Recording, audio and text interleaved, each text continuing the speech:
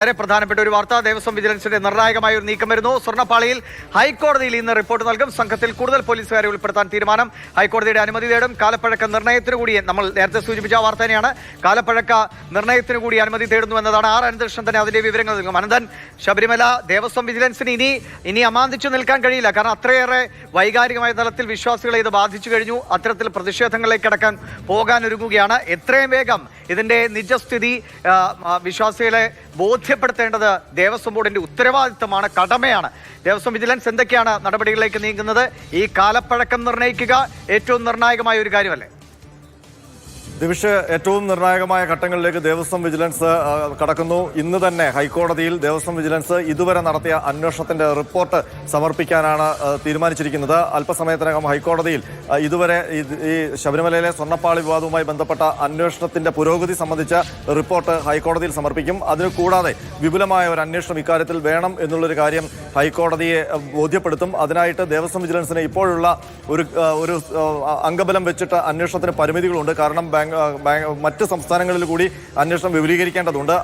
അപ്പോൾ അതുമായി ബന്ധപ്പെട്ട അന്വേഷണത്തിനായി കൂടുതൽ പോലീസ് ഉദ്യോഗസ്ഥരെ ഈ ദേവസ്വം വിജിലൻസ് ടീമിലേക്ക് വേണം എന്നുള്ളൊരു ആവശ്യം കൂടി ഹൈക്കോടതിയിൽ ഉന്നയിക്കും. അതിലും പ്രധാനപ്പെട്ട ഒരു സംഗതി, ഈ ദ്വാരപാലക ശില്പങ്ങളിലെ കവചം, അതിന്റെ കാലപ്പഴക്കം നിർണ്ണയിക്കാനുള്ള അനുമതി കൂടി ഇന്ന് തന്നെ ഹൈക്കോടതിയിൽ തേടാനാണ് ദേവസ്വം വിജിലൻസിന്റെ നീക്കം. ഏതായാലും ഏറ്റവും പ്രധാനപ്പെട്ട ദേവസ്വം വിജിലൻസിന്റെ ഏറ്റവും പ്രധാനപ്പെട്ട തീരുമാനങ്ങളാണ് ഇപ്പോൾ മാതൃഭൂമി ന്യൂസ് പുറത്തുവിടുന്നത്. അത് ഇന്ന് ഹൈക്കോടതിയിൽ ഇതുവരെയുള്ള അന്വേഷണ റിപ്പോർട്ട് നൽകാനുള്ള തീരുമാനമാണ്. മറ്റൊന്ന്, ഈ അന്വേഷണ സംഘത്തിലേക്ക്, ദേവസ്വം വിജിലൻസ് സംഘത്തിലേക്ക് കൂടുതൽ പോലീസ് ഉദ്യോഗസ്ഥരെ വേണം എന്നുള്ളൊരു ആവശ്യം ഹൈക്കോടതിയിൽ ഉന്നയിക്കും. അതുകൂടാതെ ഈ ദ്വാരപാലക ശില്പങ്ങളിൽ നിലവിൽ ശബരിമല സന്നിധാനത്ത് എത്തിച്ചിരിക്കുന്ന കവചം, ആ പാളി, അതിന്റെ കാലപ്പഴക്കം നിർണ്ണയിക്കാനുള്ള അനുമതി കൂടി ഹൈക്കോടതിയിൽ തേടും. ഏതായാലും ഇതുമായി ബന്ധപ്പെട്ട് വിപുലമായ അന്വേഷണം ദേവസ്വം വിജിലൻസ് നടത്തി. ആ അന്വേഷണത്തിൽ ദേവസ്വം വിജിലൻസ് എത്തി നിൽക്കുന്ന നിഗമനം, ശബരിമല സന്നിധാനത്ത് ഇപ്പോൾ ഇരിക്കുന്ന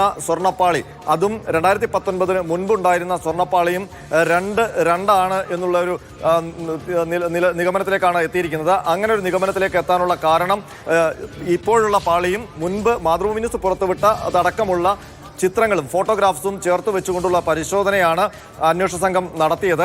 ആ പരിശോധനയിലാണ് രണ്ടാണ് എന്നുള്ള നിഗമനത്തിൽ, അത് ഗോൾഡ് സ്മിത്തിന്റെ അടക്കം ഉപദേശം തേടിയിരുന്നു. അപ്പോൾ ഗോൾഡ് സ്മിത്തും പറഞ്ഞത് ഇതൊരു വ്യത്യാസമുണ്ട് എന്നാണ് ഫോട്ടോഗ്രാഫ്സ് കാണുമ്പോൾ തോന്നുന്നത് എന്നുള്ളതാണ്. അപ്പോൾ ആ കാര്യങ്ങൾ കൂടി ഹൈക്കോടതി ഇന്ന് ധരിപ്പിക്കുകയും ചെയ്യും. അപ്പോൾ ഒരു കാര്യം വ്യക്തമാണ്, ശബരിമല സന്നിധാനത്ത് വിജയ് മല്യ സ്വർണം പൊതിഞ്ഞു വെച്ചിരുന്ന ദ്വാരപാലക ശില്പങ്ങളാണ് 2019 ജൂലൈ മാസം ചെമ്പുപാളി എന്ന മട്ടിൽ ഉണ്ണികൃഷ്ണൻ പോറ്റിക്ക് ദേവസ്വം ബോർഡ് എടുത്തു കൊടുത്തിരിക്കുന്നത്. പക്ഷേ തിരിച്ചു വന്നിരിക്കുന്നത് അതിന്റെ ഡ്യൂപ്ലിക്കേറ്റ് പാളിയാണ് എന്നുള്ളതാണ് ദേവസ്വം ബോർഡിന്റെ ഇപ്പോഴത്തെ നിഗമനം. ഫോട്ടോഗ്രാഫ്സ് വെച്ചുള്ള പരിശോധനയിലുള്ള പ്രധാനപ്പെട്ട കാര്യം, ഇപ്പോൾ ദേവസ്വം വിജിലൻസിന് ശുപാർശ നൽകാനുള്ള ഉത്തരവാദിത്തം അല്ലെങ്കിൽ ചുമതല മാത്രമേ ഉള്ളൂ എന്നിരിക്കെ വീണ്ടും വിജിലൻസിലേക്ക് അല്ലെങ്കിൽ കൂടുതൽ അന്വേഷണ ഉദ്യോഗസ്ഥരെ ഉപയോഗിച്ച് മുന്നോട്ട് പോവുകയാണോ വേണ്ടത്?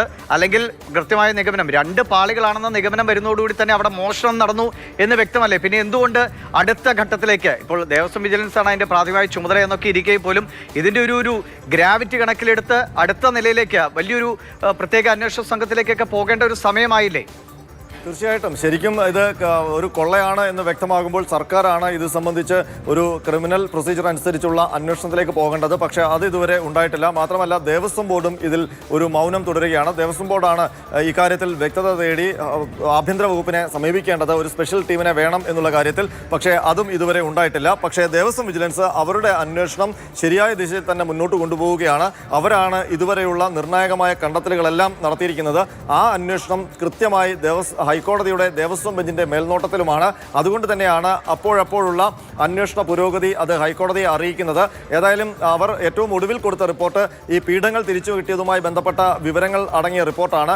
അതിനുശേഷമാണ് നിർണായകമായ പല വിവരങ്ങളും പുറത്തു വന്നിരിക്കുന്നത്. അതായത് വിജയ് മല്യ സ്ഥാപിച്ച സ്വർണ്ണപ്പാളിയാണ് അവിടെ കൊള്ളയടിക്കപ്പെട്ടിരിക്കുന്നത്, അല്ലെങ്കിൽ മാറ്റിയിട്ട് പുതിയ പാളി കൊണ്ടുവച്ചിരിക്കുന്നത് എന്നൊക്കെ സംശയിക്കാവുന്ന തെളിവുകൾ മാതൃഭൂമി ന്യൂസ് അടക്കം പുറത്തുവിട്ടിരുന്നു. അപ്പോൾ അതെല്ലാം കേന്ദ്രീകരിച്ചുകൊണ്ടുള്ള അന്വേഷണമാണ് ദേവസ്വം വിജിലൻസിന്റെ ഭാഗത്ത് നിന്ന് നടന്നത്. മാത്രമല്ല, ബാംഗ്ലൂരു കേന്ദ്രീകരിച്ച് വലിയ അട്ടിമറി നടന്നു എന്നുള്ളൊരു വിലയിരുത്തൽ, അതുമായി ബന്ധപ്പെട്ട തെളിവുകൾ ദേവസ്വം വിജിലൻസ് ശേഖരിക്കുകയും ചെയ്തിരുന്നു. അപ്പോൾ ആ വിവരങ്ങളാണ് ഇപ്പോൾ ഹൈക്കോടതിയെ ധരിപ്പിക്കാൻ പോകുന്നത്. ഇന്ന് തന്നെ ഹൈക്കോടതിയിൽ ഇത് സംബന്ധിച്ച റിപ്പോർട്ട് ദേവസ്വം വിജിലൻസ് നൽകും. ഇന്നലെയാണ് ഉണ്ണികൃഷ്ണൻ പാളി കൊണ്ടുപോകുന്ന സമയത്ത് ഉണ്ണികൃഷ്ണൻ പോറ്റിയാണ് കൊണ്ടുപോയതെങ്കിൽ അയാൾ ഉണ്ടാകും, സ്വാഭാവികമായിട്ടും അയാൾ ഇത് ചെയ്യാൻ നിർവഹിക്കപ്പെട്ട അല്ലെങ്കിൽ അതിൽ വൈദഗ്ധ്യമുള്ള ജോലിക്കാരുണ്ടാകും, ദേവസ്വം ബോർഡിൻ്റെ പ്രതിനിധികളുണ്ടാകും, ശബരിമല പൂജാ കാര്യങ്ങളുമായി ബന്ധപ്പെട്ട് പ്രവർത്തിക്കുന്ന ആളുകളുടെ സ്ഥാനം ഇവരൊക്കെ ഉണ്ടെങ്കിൽ മാത്രമല്ല ഇത് വെറുതെ നമ്മൾ വീട്ടിലൊരു സാധനം നന്നാക്കാൻ കൊണ്ടുപോകുന്നതിൽ എടുത്ത് കൊണ്ടുപോകാൻ പറ്റില്ല. ഇത് വളരെ പൂജയും ഒക്കെ ചെയ്യുന്ന അല്ലെങ്കിൽ അങ്ങനെ പരിഭാവനമാണെന്ന് കരുതുന്ന ഒരു വസ്തു എടുക്കണമെങ്കിൽ അതിന് അതിൻ്റേതായ ചില ആചാരക്രമങ്ങളൊക്കെ ഉണ്ടാവില്ലേ? അപ്പോൾ എത്രയോ പേരിൽ നിന്ന് വിവരങ്ങൾ തേടാനുണ്ടാകും. അതൊക്കെ വിജിലൻസ് പൂർത്തിയാക്കിയിട്ടുണ്ടോ? ഈ ഒറിജിനൽ വിജയമല്യ സ്വർണം പൂശി വെച്ചിരുന്ന അല്ലെങ്കിൽ സ്വർണ്ണപ്പാളി പൊതിഞ്ഞു വെച്ചിരുന്ന അത് വേറെ ഏതെങ്കിലും വലിയ ധനികന്റെ വീട്ടിലൊക്കെ ഇരിക്കുന്ന അവസ്ഥയാണോ ഇപ്പോൾ? ദിവിഷ്, അങ്ങനെ വിപുലമായ ഒരു അന്വേഷണത്തിലേക്ക് ദേവസ്വം വിജിലൻസ് ഇതുവരെ പോയിട്ടില്ല. പക്ഷേ അവർ വിശദമായ ഒരു പരിശോധനകൾ നടത്തിയിട്ടുണ്ട്. അത് ബംഗളൂരുവിലെത്തി അവിടെ വിവരങ്ങൾ ശേഖരിച്ചിട്ടുണ്ട്. മാത്രമല്ല, ബംഗളൂരുവിൽ നടത്തിയ വിവരശേഖരണത്തിലാണ് നിർണായകമായ പല വിവരങ്ങളും ദേവസ്വം വിജിലൻസിന് കിട്ടിയത്.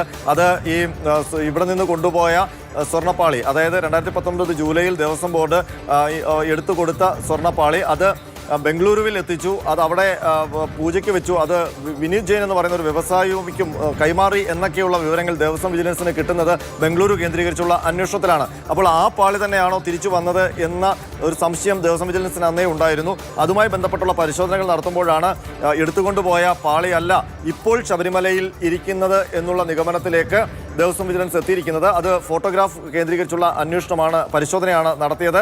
ഇനി അതിൻ്റെ കാലപ്പഴക്ക നിർണ്ണയം എന്ന നിർണായകമായ ഒരു ശാസ്ത്രീയ സംവിധാനം ഉപയോഗിക്കാൻ ദേവസ്വം വിജിലൻസ് തീരുമാനിച്ചിരിക്കുന്നു.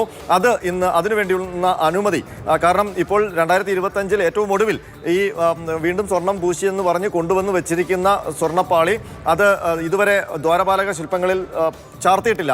ഇനി അതിൽ ശുദ്ധിക്രിയകളൊക്കെ നടത്തിയിട്ട് തുലാമാസ പൂജയ്ക്കായി നട തുറക്കുമ്പോഴാണ് അത് ചാർത്താൻ തീരുമാനിച്ചിരിക്കുന്നത്. അപ്പോൾ അതിനു മുൻപ് ഇതിൻ്റെ കാലപ്പഴക്കം നിർണയം നടത്താൻ, ചാർത്തി കഴിഞ്ഞാൽ പിന്നെ അഴിച്ചെടുക്കുക ബുദ്ധിമുട്ടാണ്. അപ്പോൾ ഈ ചാർത്തുന്നതിന് മുൻപ് തന്നെ അതിൻ്റെ കാലപ്പഴക്ക നിർണയം നടത്താനുള്ള ഒരു ശ്രമമാണ് ദേവസ്വം വിജിലൻസ് നടത്തുന്നത്. അങ്ങനെ കാലപ്പഴക്ക നിർണയത്തിൽ ഇത് 2019 നിർമ്മിച്ചതാണ് എന്ന് തെളിഞ്ഞു കഴിഞ്ഞാൽ ആ വലിയ കൊള്ളയുടെ സത്യം പുറത്തു വരും എന്നുള്ള കാര്യം ഉറപ്പാണ്. അത് പലരുടെയും ഉറക്കം കെടുത്തും. അതിൻ്റെ പിന്നിൽ ആരൊക്കെ പ്രവർത്തിച്ചു എന്ന് പിന്നീട് കണ്ടെത്തേണ്ടി വരും. ഒരു പക്ഷേ അത്തരം ഒരു കാലപ്പഴക്ക നിർണയം കൂടി നടത്തി അത് കൃത്യമായി മോഷണം പോയി എന്നുള്ളൊരു വിലയിരുത്തലിലേക്ക് ദേവസ്വം വിജിലൻസ് എത്തിക്കഴിഞ്ഞാൽ അത് പിന്നീട് പോലീസിനെ കൊണ്ട് അന്വേഷിപ്പിക്കാതെ മറ്റു മാർഗം സർക്കാരിന് ഉണ്ടാകില്ല എന്നുള്ള കാര്യം ഉറപ്പാണ്. മാത്രമല്ല, എന്തുകൊണ്ട് ഈ അന്വേഷണം ഇത്ര വൈകി എന്ന് പിന്നീട് സർക്കാരിന് അയ്യപ്പ ഭക്തർക്ക് മുന്നിൽ വിശദീകരിക്കേണ്ടി വരും. ഏതായാലും നിർണായക നീക്കങ്ങളാണ് ദേവസ്വം വിജിലൻസിന്റെ ഭാഗത്ത് നിന്ന് ഇപ്പോൾ ഉണ്ടായിരിക്കുന്നത്. ഇതുവരെയുള്ള അന്വേഷണം, ഇന്നലെയാണ് ഉണ്ണികൃഷ്ണൻ പോറ്റിയെ ചോദ്യം ചെയ്തത്. അത് 3 ഘട്ടത്തിലാണ് ചോദ്യം ചെയ്തത്. ആദ്യം ഒന്ന് ചോദ്യം ചെയ്തപ്പോഴാണ് പീഠത്തെക്കുറിച്ചുള്ള വിവരം കിട്ടിയത്. പിന്നീട് മിനങ്ങാന്ന് വിളിച്ചു വരുത്തി 4 മണിക്കൂർ ചോദ്യം ചെയ്തു. അത് പോരാഞ്ഞിട്ടാണ് ഇന്നലെ 3.5 മണിക്കൂർ ചോദ്യം ചെയ്തത്. അതിനുശേഷം ആ ഉണ്ണികൃഷ്ണൻ പോറ്റിയുടെ മൊഴികൾ കൂടി വെച്ചുകൊണ്ടാണ്, കാരണം ഉണ്ണികൃഷ്ണൻ പോറ്റിയുടെ ആ ചോദ്യം ചെയ്യലിൽ മൊഴിയെടുപ്പിൽ ദേവസ്വം വിജിലൻസിന് ഒരു തൃപ്തിയുമില്ല. തൃപ്തികരമായ ഒരു ഉത്തരവും ഉണ്ണികൃഷ്ണൻ പോറ്റി നൽകിയിട്ടില്ല. ചെമ്പുപാളി ആണ് കൊണ്ടുപോയതെന്ന നിഗമനത്തിൽ തന്നെ നിൽക്കുകയാണ് ഉണ്ണികൃഷ്ണൻ പോറ്റി. അപ്പോൾ അതിനെ ഖണ്ഡിക്കാവുന്ന ഒരുപാട് തെളിവുകൾ ദേവസ്വം വിജിലൻസിന് ലഭിച്ചിട്ടുണ്ട്. ആ തെളിവുകൾ കൂടി ചേർത്ത് വെച്ചുകൊണ്ട് ഉണ്ണികൃഷ്ണൻ പോറ്റിയുടെ മൊഴിയും അതിന്റെ കോൺട്രഡിക്ഷൻ കൊണ്ടുപോയതെന്ന് ഈ സ്മാർട്ട് ക്രിയേഷൻസിന്റെ അഭിഭാഷകൻ നമ്മളോട് പ്രതികരിച്ചത് അവർക്ക് അവിടെ കിട്ടിയതിൽ ഒരു തരി സ്വർണം പോലും ഇല്ല എന്നാണ്. ഒന്നല്ലെങ്കിൽ ഉണ്ണികൃഷ്ണൻ പോറ്റി ഒറിജിനൽ സ്വർണ്ണപ്പാളി കൊണ്ടുപോകണമായിരിക്കും ഇത് മാറ്റപ്പെട്ടിട്ടുണ്ടാകാം, അല്ലെങ്കിൽ ഉണ്ണികൃഷ്ണൻ പോറ്റിയിലേക്ക് എത്തുന്നതിന് മുൻപ് മാറ്റിയിട്ടുണ്ടെങ്കിൽ ഇനിയും കൂടുതൽ നമ്മൾ പിന്നിലേക്ക് ചരിത്രം പരിശോധിക്കേണ്ടി വരും. ആരൊക്കെയായിരുന്നു ഉത്തരവാദികളെന്ന് പരിശോധിക്കേണ്ടി വരും. ഇപ്പോൾ യഥാർത്ഥത്തിൽ ഈ നിലവിൽ ഇനി പ്രതിഷ്ഠിക്കാൻ പോകുന്ന അല്ലെങ്കിൽ പുതുതായിട്ട് അവിടെ സ്ഥാപിക്കാൻ പോകുന്ന ആ സ്വർണ്ണപ്പാളി എവിടെയാണ് കൃത്യമായിട്ടുള്ളത്? അത് സുരക്ഷിതമാണോ? ഇനി അതിൻ്റെ ഇടയിൽ എന്തെങ്കിലും തിരിമറി നടക്കുമോ? അത് എപ്പോൾ അതിൻ്റെ കാലപ്പഴക്കം പരിശോധിക്കും? ഇപ്പോൾ കോടതി ഒരുപക്ഷെ ഇപ്പോഴത്തെ സാഹചര്യത്തിൽ പെട്ടെന്ന് അനുമതി കൊടുത്തേക്കാം. അത് അതിൻ്റെ കാലപ്പഴക്കം പരിശോധനയൊക്കെ വേഗത്തിൽ നടക്കുമോ? ഇതിൻ്റെ ഒരു അവിടെ സ്ഥാപിക്കുന്നതിന് മുന്നോടിയായിട്ട് വളരെ കുറച്ച് ദിവസങ്ങളല്ലേ ഉള്ളൂ ഇനി. തീർച്ചയായിട്ടും അത് ഇനി ദിവസങ്ങൾ മാത്രമേ ഉള്ളൂ. അതിനു മുൻപ് അതിൻ്റെ കാലപ്പഴക്ക നിർണ്ണയം നടത്താനുള്ള ശ്രമമാണ് ദേവസ്വം വിജിലൻസ് നടത്തുന്നത്. അതിനധികം കോടതിയുടെ അനുമതി കിട്ടിയാൽ പിന്നീട് അതിന് വലിയ താമസമൊന്നുമില്ല. വിദഗ്ധർ വന്നത് പരിശോധിച്ചാൽ മാത്രം മതിയാകും. പക്ഷേ അത്തരമൊരു നടപടികളിലേക്ക് വേഗത്തിൽ പോകാനാണ്. കാരണം ഇനി ഈ അന്വേഷണത്തിൽ അമാന്തമുണ്ടായാൽ അത് പല കാര്യങ്ങളിലേക്കും അത് വലിയ വലിയ കുഴപ്പങ്ങളിലേക്ക് പോകും. കാരണം ഏകദേശം പിടിക്കപ്പെട്ടു എന്നുള്ളത് ഈ ഇതിനകത്ത് ആരോപണവിധേയർക്കെല്ലാം അറിയാം. അപ്പോൾ അതിന് മറുവഴികൾ അവർ തേടും. അതിനു മുൻപ് തന്നെ കൃത്യമായ തെളിവുകൾ ശേഖരിക്കുക, കൃത്യമായ വിവരങ്ങൾ തേടിയെടുക്കുക എന്നുള്ളതാണ് ദേവസ്വം വിജിലൻസിനെ സംബന്ധിച്ചിടത്തോളം വെല്ലുവിളി. അതിലവർക്ക് ഇപ്പോൾ പ്രതിസന്ധി എന്നുള്ളത് കൃത്യമായ അംഗബലമില്ല. സാധാരണഗതിയിലുള്ള നമുക്ക് ഇങ്ങനെ വിപുലമായ ഒരു അന്വേഷണം ഒന്നും വേണ്ടിവരുമെന്ന് അവർ ഒരിക്കലും വിചാരിച്ചിട്ടും ഉണ്ടാകില്ല. ദേവസ്വം വിജിലൻസിനെ സംബന്ധിച്ച് ഒരുപക്ഷെ അവരുടെ ചരിത്രത്തിൽ തന്നെ ഏറ്റവും വലിയ ഒരു ഇൻട്രസ്റ്റേറ്റ് അന്വേഷണമാണ് അവർ നടത്തിക്കൊണ്ടിരിക്കുന്നത്. അപ്പോൾ അതിന് വേണ്ടുന്ന കുറച്ചുകൂടി ഉദ്യോഗസ്ഥരെ പോലീസിൽ നിന്ന് നൽകാനുള്ള ഒരു ആവശ്യം കൂടിയാണ് അവർ ഹൈക്കോടതിക്ക് മുൻപിൽ വെക്കാൻ പോകുന്നത്. ദിവിഷ. നിലവിൽ ഈ ദേവസ്വം വിജിലൻസ് ഇപ്പോൾ അനന്തൻ സൂചിപ്പിച്ച പോലെ ഇത്ര വലിയൊരു അന്വേഷണം വേണ്ടിവെന്ന് അവരും കരുതിയിട്ടുണ്ടാകില്ല. പക്ഷേ ഇത് കഴിഞ്ഞ കുറച്ച് ദിവസങ്ങളായി, അല്ലെങ്കിൽ ഈ ഒരു വിവാദം തുടങ്ങിയത് മുതൽ വളരെ കൃത്യതയോടുകൂടി ദേവസ്വം ബോർഡിന്റെ ഭാഗത്തുനിന്ന് ഇടപെടൽ ഉണ്ടായിരുന്നെങ്കിൽ ഇതിനോടകം തന്നെ ഇതിന്റെ ഏറെക്കൊരു നിജസ്ഥിതി വെളിപ്പെടുത്താൻ കഴിഞ്ഞേനെ, അല്ലെങ്കിൽ അടുത്ത ഘട്ടത്തിലേക്ക് അന്വേഷണം പോകാൻ കഴിഞ്ഞേനെ. ഇപ്പോഴും എന്തുകൊണ്ടാണ് ദേവസ്വത്തിന്റെ ഭാഗത്തുനിന്ന് കൃത്യമായൊരു പ്രതികരണം വരാത്തത്? ഈ നമ്മൾ കഴിഞ്ഞ ദിവസങ്ങളൊക്കെ കണ്ട മുൻ ദേവസ്വം പ്രസിഡന്റുമാരുടെയൊക്കെ പ്രതികരണങ്ങൾ കണ്ടു. ഇതൊക്കെ അവ്യക്തത മാത്രമാണ് നിഴലിക്കുന്നത്. അയ്യപ്പന്റെ സ്വർണം കട്ടെടുത്തവർ ആര് എന്ന ചോദ്യത്തിനാണ് ഇവരൊക്കെ ഉത്തരം നൽകേണ്ടത്. ഇവരൊക്കെ ഏതെങ്കിലും വിധത്തിൽ അതിന് ബാധ്യതപ്പെട്ടവരുമാണല്ലോ. ദിവിഷ, ഏറ്റവും അത്ഭുതപ്പെടുത്തുന്ന കാര്യം, കോടിക്കണക്കിന് സ്വത്തുള്ള കേരളത്തിലെ പ്രധാനപ്പെട്ട തീർത്ഥാടന കേന്ദ്രം, അതുപോലെ കാനന ക്ഷേത്രമായ ശബരിമല ശ്രീധർമ്മശാസ്ത്ര ക്ഷേത്രത്തിൻ്റെ സ്വത്തുവകകൾ സംബന്ധിച്ച് ദേവസ്വം ബോർഡിൻ്റെ കൃത്യമായ കണക്കില്ല. അതുമായി ബന്ധപ്പെട്ട കണക്കുകൾ ദേവസ്വം ബോർഡ് രേഖപ്പെടുത്താറില്ല എന്നൊക്കെയുള്ള ഞെട്ടിപ്പിക്കുന്ന വിവരങ്ങൾ കൂടിയാണ് അയ്യപ്പ ഭക്തരുടെ മുന്നിലേക്ക് ഈ വിവാദങ്ങൾ കാരണം എത്തിയത്. അതൊക്കെ ഇപ്പോൾ അറിയാൻ കഴിഞ്ഞത് തന്നെ മഹാഭാഗ്യം എന്ന് വേണമെങ്കിൽ പറയാം. അപ്പോൾ ആരുടെയൊക്കെ ഭാഗത്താണ് ഈ വീഴ്ചകൾ ഉണ്ടായത്, ഏതൊക്കെ കാലഘട്ടങ്ങളിൽ വീഴ്ചകൾ സംബന്ധിച്ചു എന്ന് വിപുലമായ അന്വേഷണം തന്നെ വേണ്ടിവരും. അതിന് ശരിക്കും പറഞ്ഞാൽ ഇപ്പോഴുള്ള വീഴ്ചകൾക്കെല്ലാം ദേവസ്വം ബോർഡ് മറുപടി പറയേണ്ടതാണ്. പക്ഷേ ഇപ്പോഴത്തെ ദേവസ്വം ബോർഡ് പറയുന്നത് അത് 2019 സംഭവിച്ചതാണ് എന്നുള്ളത് പറഞ്ഞൊഴിയുകയാണ്. അങ്ങനെ ഒഴിയാൻ പറ്റുമോ എന്നുള്ള കാര്യം സംശയമാണ്. കാരണം ശബരിമല ക്ഷേത്രത്തിന്റെ സ്വത്ത് സംരക്ഷിക്കാനും ആചാരപരമായ കാര്യങ്ങൾ സംരക്ഷിക്കാനും അതിന്റെ ഭരണ സംവിധാനം കൃത്യമായി നിർവഹിക്കാനുമാണ് ദേവസ്വം ബോർഡിന്, തിരുവിതാംകൂർ ദേവസ്വം ബോർഡ്